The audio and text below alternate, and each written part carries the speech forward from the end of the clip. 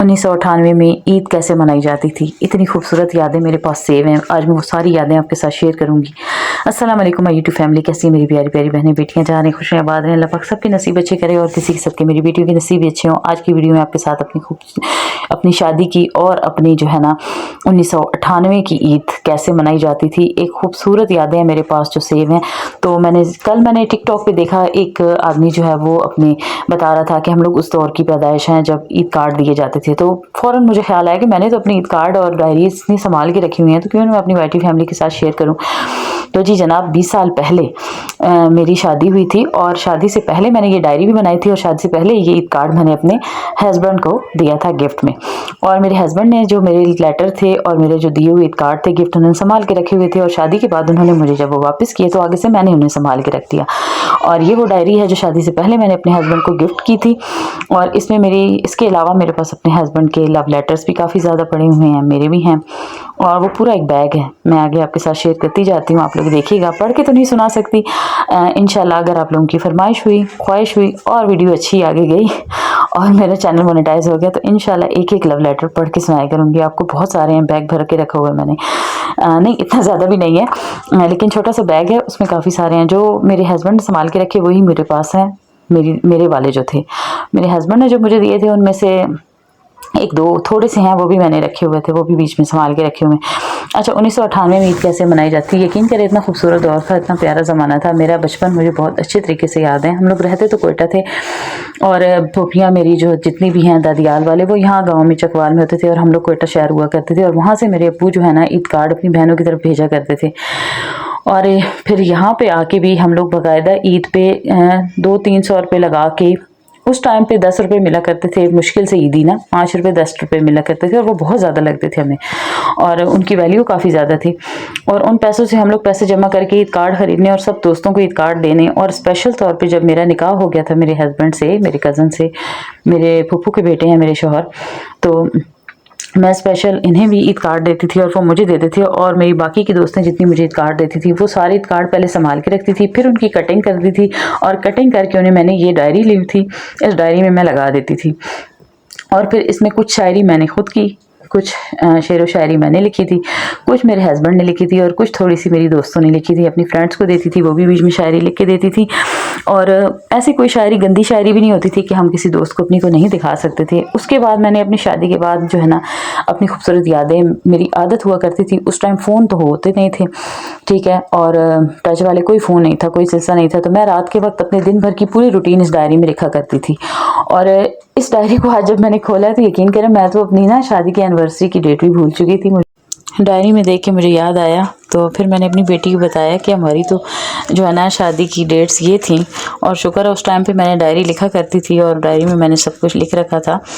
आजकल का तो जदीद दौर है, खूबसूरत दौर है आजकल का, तो यादें जो हैं वो प्रिंट करवा के सेव करके रखी जाती हैं। जैसे कि मेरी भाभी ने भी ऐसा ही किया है कि अब जो उनके शादी के कार्ड थे उसे बाकायदा जो है उन्होंने फ्रेम करवाया है, यादगार के तौर पर रखा है कि ये हमारे साथ रहेगी। अपने रूम में लगवा लिया उन्होंने फ्रेम करवा के। लेकिन हमारे दौर में ऐसी तो कोई चीज़ थी नहीं थी, आज से 20 साल पहले, और थी भी तो हमारे इतने वसाइल ही नहीं थे, हमने ऐसा कुछ किया ही नहीं। तो मैं इस तरह डायरी में सारी बातें लिख लिया करती थी।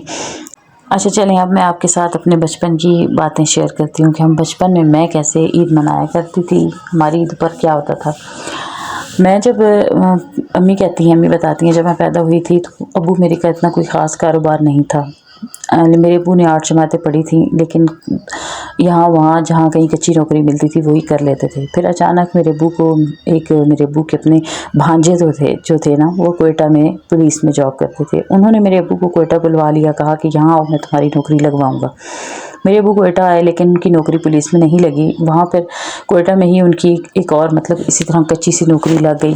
तो कच्ची सी के मतलब ये है कि कच्चे सिपाहियों में उनकी पुलिस में लगी, लेकिन कहते हैं कि वो पक्के सिपाहियों में नहीं थी। उस टाइम इस तरह होता था कि पहले आप कच्चे सिपाही हैं मतलब लोकल, उसके बाद जब आप बाद में आप पक्के होंगे। मुझे अब इस चीज़ की कोई समझ नहीं आ रही, अब्बू इस तरह बताते थे। अच्छा, अब्बू की जॉब पहले तो नहीं थी, जब मेरे पैदाइश के बाद फिर अब्बू आए और गांव में आए ना, और अम्मी को अपने साथ ले गए कोयटा। अब्बू ने कहा कि मैं इसे अपने साथ वहीं पर क्वार्टर में रखूँगा क्योंकि मुझे पकाने का बड़ा मसला होता है। और अम्मी मेरी थी भी काफ़ी खूबसूरत माशाल्लाह। तो अम्मी अब्बू का आपस में काफ़ी उस टाइम प्यार भी बहुत था। अब्बू अम्मी को साथ ले गए। फिर वहाँ पे हमारा बचपन मेरा गुजरा। तो जब थोड़ी सी मैं समझदार हुई तो वहाँ पे हमारी ईद कैसे हुआ करती थी कि ईद वाले दिन मेरे अब्बू क्या करते थे कि हमें पक्का लेके जाना फ़ोटोशूट करवाने। और स्टूडियो हुआ करता था उस टाइम 1998 की नहीं 96 की बात है। हाँ 96 मुझे जो याद है 1996-98 में। अब वो मुझे लेके जाते थे। मेरे दोनों भाई थे तब और एक मैं थी। हम 3 बहन भाइयों को ईद वाले दिन हम लोग तैयार होते थे। तैयार होकर फिर अब्बू हमें वहाँ एक स्टूडियो होता था वहाँ पे हमें लेके जाते। वहाँ पे बाकायदा कोट पड़े होते थे। मेरे अब्बू जैकेट पहनते कोट पहनते और फिर हम लोग साथ में मेरी अम्मी और मेरे भाई खड़े होकर हम लोग तस्वीर बनवाते। और तस्वीरें हमारी जिस तरह मतलब कोई बैठकर कोई खड़े होकर जिस तरह वो शूट हमें कहते थे बाकायदा हमारा फ़ोटो शूट होता था। फिर वो तस्वीरें जब अगले दिन निकल के आती थी ईद के बाद हमें वो तस्वीरें मिलती थी। और ईद के बाद जब हमें वो तस्वीरें मिलती थी फिर मेरे अब्बू उन तस्वीरों को पोस्ट करते थे अपनी बहनों की तरफ और अपनी अम्मी की तरफ पोस्ट कर देते थे खाने में। और जब उन्हें एक तस्वीर अपनी एक बहन की तरफ एक दूसरी एक मेरी यानी कि एक मेरे नानियाल वालों की तरफ एक मेरे दादियाल वालों की तरफ तस्वीर भेजा करते थे। एक मेरे अब्बू अपने पास मेरी अम्मी अपने घर में रखा करती थी। और यहाँ पे फिर गांव में जो भी देखता था सब इतने खुश होते थे कि अब हमारी भतीजियाँ भतीजे मेरी फूफियाँ खुश होती थी कि इतने बड़े हो चुके हैं। मेरी नानी इतनी खुश होती थी कि इतने प्यारे लग रहे हैं ईद पर। तो जिस दिन उन्हें हमारी तस्वीरें मिलती थी वो कहती थी हमारी उस दिन ईद हुई है। और जिस दिन जो है फिर हमें उनकी तरफ से कोई ईद कार्ड या फिर ख़त मिलता था मेरे अब्बू को तो मेरे अब्बू उस दिन खुश हुआ करते थे। तो हम ये हैं जी मेरी तस्वीरें ये देखें। अच्छा ऐसी बहुत सारी तस्वीरें हैं। मैं अभी आपके साथ जो है ना थोड़ी सी शेयर करने लगी हूँ। और इन तस्वीरों के बारे में मैं आपको बाद में कभी बताऊँगी कि ये किस किस की हैं और किसकी नहीं हैं। ठीक है। तो ये बड़ी पुरानी तस्वीरें आज से 20 साल पहले की हैं। बड़ी खूबसूरत यादें हैं ये। मुझे अपना वो टाइम बहुत याद आता है। इतनी खूबसूरत हमने उस टाइम ईदें मनाई। अब ईद हम कैसे एक तो हमारी ये तस्वीरों वाला होता था। दूसरा ये होता था कि ईद वाले दिन सुबह मेरी अम्मी जो है ना वो हम लोग रात को मेरी अम्मी अपने मोहल्ले में जो मेरी अम्मी की बहनें बनी होती थी उनके घर में मेरी अम्मी मुझे मेहंदी देकर भेजती थी।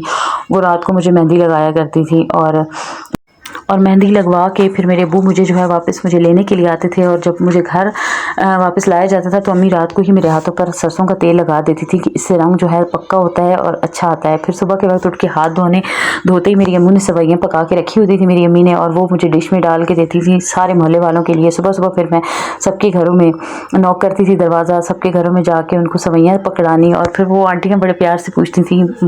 उन आंटियों की जो बेटियां थी वो मेरी दोस्तें थी। तो एक मेरी दोस्त आसिया एक नादिया वो मेरी पक्की दोस्त थी। ज़्यादा नादिया थी मेरी दोस्त पक्की ना। तो उनके घर में जाके उनको दिखाना। फिर वो सब अलग अलग जो नादिया थी उसकी खाला ही मुझे मेहंदी लगाती थी। तो उसकी सारी फिर खालाएँ 6-7 उसकी खाला थी। वो सब बार बार मेरा हाथ देखती। फिर वो मुझे बताती कि तुम्हारा कलर अच्छा है। खुश होती ईद मिलती थी।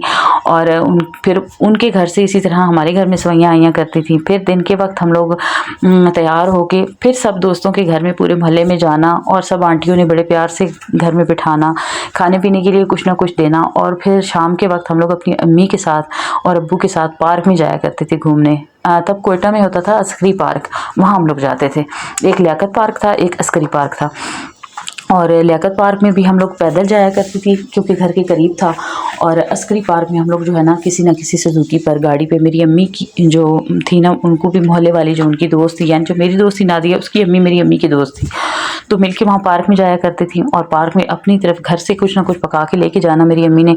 हम लोग वहाँ झूले झूलती थी। अम्मी और आंटी जो है वो बैठी रहती थी हमें देखती थी हम पे नज़र रखती थी। और फिर हम लोग वहाँ पे आइसक्रीमें खाते थे झूले झूलते थे मिल के बैठना। फिर मिल के हम लोगों ने वापस आना रास्ते पे खूब हंसी मजाक करना। और फिर रात के वक्त अपने घरों के सामने हम लोग बैठ के लूडो खेला करती थी। बाहर दूर हम लोग नहीं निकलती थी। या नादिया के घर में जो है ना मैं जाती थी उनके दरवाजे के सामने बैठ के गेट के सामने बैठ के हम लोग लूडो खेला करती थी। या फिर हमारे गेट के सामने बैठ के लूडो खेला करती थी। और फिर हमें ईद के दूसरे दिन का इंतज़ार होता था। इसके अलावा वहाँ पे देबा था एक वहाँ पे मेला लगता था। तो उस मेले पे भी हम लोग जाती थी। अगर मेला नहीं लगता था तो हम लोग पार्क में चली जाती थी। और अगर मेला लगता था तो हम लोग मेले में चली जाती थी। ज़्यादातर ये होता था मेला या पहले दिन लग जाता था या दूसरे दिन लगता था। तो अगर हम लोग पहले दिन पार्क जाती थी ना तो हम लोग दूसरे दिन तो पक्का हमने मेले में ना जाना होता था। और मेले पे होते थे ऊँट और उस ऊँट पे हम लोग इतने शौक से बैठती थी, ऊँट के हम लोग झूला लेती थी ऊँट पे, मैं और नादिया पक्का बैठती थी ऊँट पे, इतना एंजॉय करती थी। और फिर जो हमें ईदी मिलती थी ना, ईदी के जितने पैसे होते थे उन्हें जमा करके हम लोग उसी मेले में से गुड़िया खरीद के लाती थी, गुड़िया। और मेरी गुड़िया होती थी इतनी प्यारी प्यारी, इतनी ज़्यादा मैंने संभाल के रखी होती थी।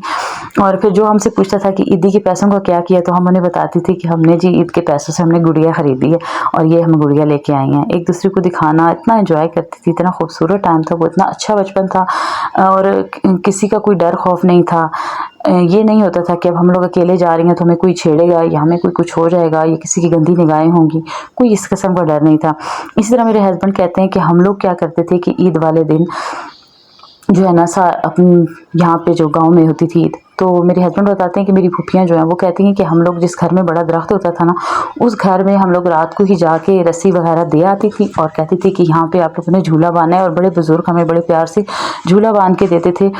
और सुबह ईद वाले दिन जितनी भी गांव की बच्चियाँ थी ना, वो सारी उस एक घर में इकट्ठी हो जाती हैं और वहाँ पे उसको झूला झूलती थी। उसे कहती थी पींग, हमारी ज़बान में से कहती थी पींग, पींग पगलाई ने ये कहा जाता था। तो पींग पगलाने हम लोग जा रहे हैं, ये कहती थी अम्मी कहती हैं। और वो हम लोग अम्मी कहती हैं कि हम लोग वहाँ झूला झुलाने जाती थी और फिर सब मिल के ज़्यादा हलवा पकता था, मिल के सब हलवा खाती थी शौक़ से। यही बड़ी वहाँ की खुराक होती थी हलवे की ना, हलवा वही पकना है, आटे का हलवा पकना है। और इतना वो खूबसूरत टाइम था। अभी बच्चे जो है ना कैसे ईद मनाते हैं कि एक तो किसी के लिए इतना किसी के पास टाइम ही नहीं होता और ज़्यादा ईद वाले दिन बच्चे सोए रहते हैं। उठते हैं तो कहते हैं कहीं लेके जाना है, तो ठीक है हम उठ के तैयार हो जाते हैं, कपड़े पहन लेते हैं, अगर कहीं पार्क में जाना है या किसी होटल में लेके जाना है तो। और अगर नहीं लेके जाना तो जी जनाब हमें सोने ही दें, बस हमने क्या करना है कपड़े पहन कर, क्या करना है यहाँ तैयार होकर घर में ही जो घूमना है। तो मैं जब उन्हें अपनी ये बातें बताती हूँ तो मेरे बच्चे कहते हैं कि अम्मी आपका दौर बहुत खूबसूरत था, हमारा टाइम अच्छा नहीं है। अच्छा ये डायरी जो है ना, इसमें ये जो टिश्यू पे मैं निकालने लगी हुई लेटर, ये मेरे हस्बैंड ने मुझे टिश्यू पेपर पे लव लेटर लिखा था आज से 20 साल पहले। आप देखें 20 साल पहले समझो कि 22 साल हो चुके हैं। मतलब उससे भी मेरे निकाह के बाद मुझे दिया गया था ना, तो निकाह मेरा 2 साल रहा था। तो ये टिश्यू पेपर पे मेरे हस्बैंड ने मुझे लेटर लिख के भेजा था। तब वो आर्मी में जॉब करने के लिए गए थे, वहाँ से उन्होंने लिख के भेजा था और मैंने इतना संभाल के रखा हुआ है। और टिश्यू पेपर पे लेटर लिखना इतना आसान काम नहीं होता, बड़े प्यार से मेरे हस्बैंड ने लिखा था। और ये जितने इसका डायरी के ऊपर जितने कार्ड तस्वीरें लगी हुई हैं ना, ये स्टिकर और ये कार्ड वगैरह, ये मैंने ईद कार्ड की कटिंग करके ना वो मैं चिपका के लगाया करती थी इसके ऊपर।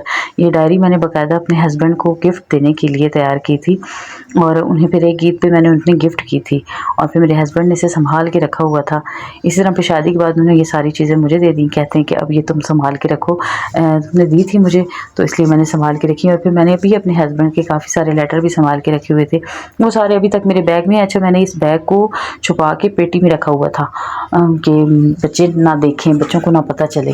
अभी कल अचानक मैंने वो जो पेटी में गर्मियों के कपड़े कुछ दिन पहले जब मैंने निकाले हैं ना, सर्दियों के रखे हैं, तो बीच में ये बैग सामने आया तो मेरी बेटी कहती है अम्मी इतना बैग संभाल के क्यों रखा हुआ है। तो मैंने कहा इसमें हमारी खूबसूरत यादें हैं।